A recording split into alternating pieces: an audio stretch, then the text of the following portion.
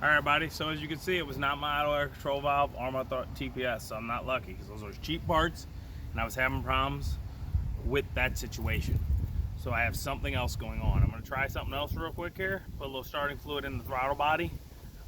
If it'll start, then we have a fuel problem, okay?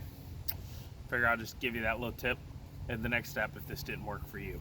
All right, so she's gonna go inside there, she's gonna turn it over, and she's gonna sit in there and you'll see, okay? Go ahead. Throttle body's just that open, right in there. If I don't say anything else, it doesn't start and I'm done. But as always, I'm RJ, sees day each and every day. Some of the parts will be down below listed. Please like, subscribe, every little bit helps right now. Head up in there, pause it. Okay. You ready with the key? Yeah. Okay, hold on. Go ahead. Stop for a minute. Push the pedal. Okay, hold it open. Hold it open. Okay, go ahead.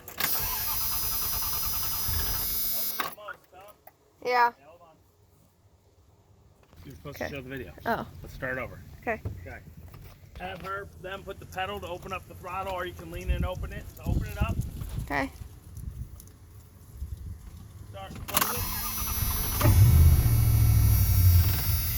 Alright everybody, so it didn't hurt because that can affect the air and the fuel mixture. But I have a fuel problem, so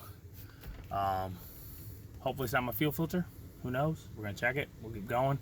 It could be fuel injectors. Who knows? So if you're at this point, you'll know fuel.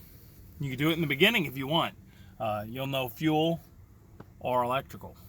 I'm a fuel, so at least I don't have to start pulling distributors and all that. But I might start going through the fuel and find out where I'm not getting it from. This is a 97 Dodge. It's probably the fuel pump, fuel filter on the gas tank, which is gonna suck. All right.